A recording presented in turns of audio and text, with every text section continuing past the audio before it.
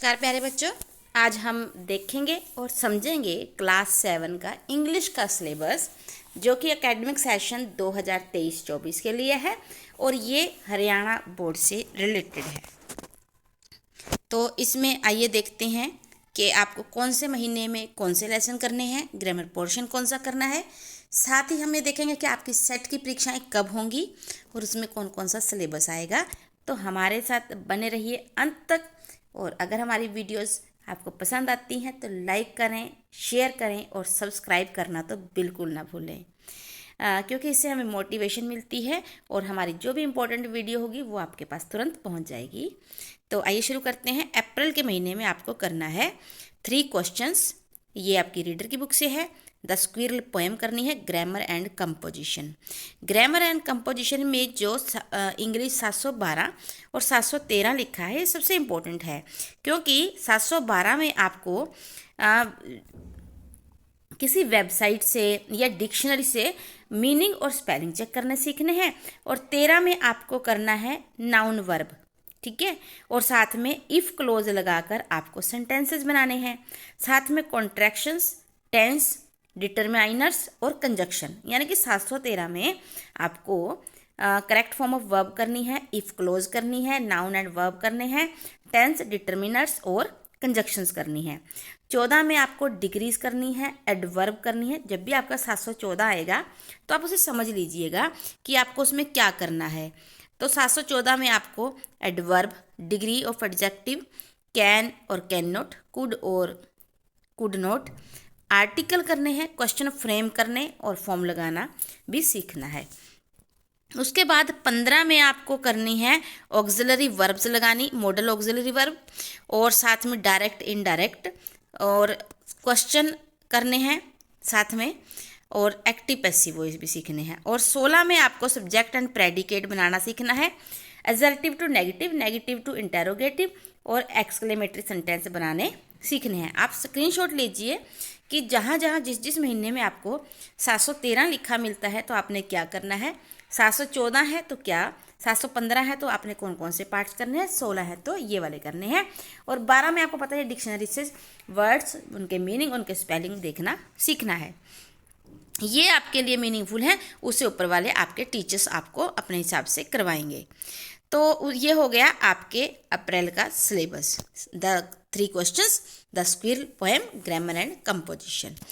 अप्रैल में क्यों सिलेबस कम होता है, ताकि बच्चे की रीडिंग और राइटिंग पे थोड़ा फोकस किया जा सके, इसलिए अप्रैल के महीने में सिलेबस कम रखा जाता है और बच्चे थोड़ा रेगुलर होने में भी टाइम ले लेते हैं। उसके बाद है मई। मई में है गिफ्ट ऑफ चप्पल्स, साथ में the rebel poem, the tiny teacher, ये तो करने ही है। साथ में आपको ग्रामर एंड कंपोजिशन, इसमें आपको पाठ 713 और 14 वो हम आपको नोट करवा चुके हैं। 712 ये इंपॉर्टेंट है, 12 पता है हमें कि डिक्शनरी वगैरह से देखना हमें आना चाहिए। 13 में टेंस वगैरह आ जाएंगे और 14 में जो है डिग्री, एडजेक्टिव, एडवर्ब वगैरह आएंगे। जून में आपकी होंगी छुट्टियाँ, 1 जून से 30 जून। जैसे ही आप जुलाई में आते हैं आपको करना होगा lesson Gopal and the hilsa fish, the shed, ये पोएम है। ग्रामर एंड कंपोजिशन, इस बार आपको ग्रामर एंड कंपोजिशन में 716 भी करना है, 715 भी करना है, 13 तो करना ही है। तो ये सबसे मेन और इम्पोर्टेंट टॉपिक्स हैं, इन्हें आप नोट कर लेंगे। और जुलाई के आखिरी हफ्ते में, आखिरी वीक में आपके सेट एग्ज़ाम होंगे और इन सेट एग्ज़ाम में आपको 20 नंबर का पेपर आएगा। जितने भी लेसन्स आपने अप्रैल, मई, जुलाई में किए हैं और सारी वो ग्रामर। उसके बाद हम बढ़ते हैं अगस्त की ओर। तो आइए देखते हैं अगस्त में क्या है। अगस्त में आप करेंगे the Ashes that made trees Bloom, एक तो ये आपको चैप्टर। उसके बाद चिवी पोएम है, ब्रिंगिंग अप कड़ी, ये आपकी जो है चैप्टर है। उसके बाद ग्रामर एंड कंपोजिशन, और वही टॉपिक्स हैं आपको प्यारे बच्चों, वही 712, 13, 14, ठीक है। फिर आइए देखते हैं सितंबर में क्या करना है। सितंबर में आपको क्वालिटी चैप्टर है, ट्रीज पोएम है, ग्रामर एंड कंपोजिशन के अंतर्गत आपको यहाँ पर लेटर भी और छोटे छोटे पैराग्राफ भी और साथ में जो टॉपिक दिए हैं वो भी करने हैं। और सबसे बड़ी बात है कि जो आपके पास वर्क बुक है ना इंग्लिश की, बस आपको वो अच्छे से कर लेनी है, वहीं से पेपर सारा सेट होता है। और वो इतने काबिल लोगों ने बनाई हैं, इंग्लिश के जो एक्सपर्ट्स हैं उनके द्वारा आपके लेवल को, आपकी कैपेबिलिटीज़ को देखकर बनाई गई हैं, ताकि बच्चे की कॉम्पिटेंसी का पता लगाया जा सके। तो वो अच्छे से करें, अपने टीचर के सानिध्य में करें। साथ में आपको ग्रामर के वही पोर्शन 713, 712, 714 भी करने हैं। फिर आपके हाफ ईयरली एग्जाम होंगे लगभग 15 सितंबर से, ये 40 नंबर का पेपर होगा। उसके बाद अक्टूबर आ जाएगा। अक्टूबर में आपको expert detectives, mystery of the talking fan, ये पोएम है। उसके बाद है ग्रामर एंड कंपोजिशन, आपको ये करने हैं। और ये आपके अक्टूबर के हैं। साथ में वही 716, 714 जो है 713 ग्रामर के पोर्शन करने हैं। कंपोजिशन में आपको लेटर लिखना सीखना है, पैराग्राफ सीखना सीखा है। उसके बाद है नवंबर में आपको करना है the invention of Vita Wonk, dad and the cat and the trees, ये पोएम है। ग्रामर एंड कंपोजिशन, और ग्रामर एंड कंपोजिशन वही 13, 14, 15, 16, 700, ठीक है। फिर आपके नवंबर के एंड में, last week of the November, second assessment test will be held, 20 marks का होगा। और ये बहुत इंपॉर्टेंट होगा क्योंकि इन्हीं से आपकी इंटरनल असेसमेंट तैयार होती है। उसके बाद दिसंबर में बढ़ते हैं। दिसंबर में है Golu grows a knows, Chandni, a tiger in the house, grammar and composition, ये आपको दिसंबर में करने हैं। फिर जैसे ही दिसंबर पूरा होगा, उसके बाद जैसे ही जनवरी आएगी, जनवरी के पहले 15 दिन आपकी विंटर ब्रेक रहेंगी। विंटर ब्रेक के बाद जब आप आएंगे तो आप करेंगे the bear story, the meadow surprise poem है, ग्रामर एंड कंपोजिशन। और इसमें भी आपको वही 13, 14, 15 और 716 ये चैप्टर करने हैं अच्छे से। और जनवरी के लास्ट वीक में ही आपके थर्ड असेसमेंट टेस्ट होंगे, वही 20 मार्क्स के।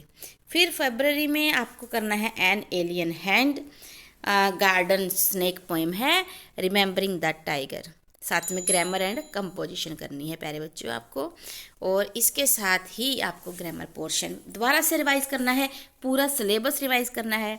और मार्च के हाफ में, लगभग 15 या 20 मार्च से आपके final annual exam, annual assessment test जो है शुरू हो जाएंगे, जो 80 नंबर के होंगे। और अगर आपने सारा साल थोरोली स्टडी किया है तो आप एक बेहतरीन बच्चे बनकर सामने आएंगे।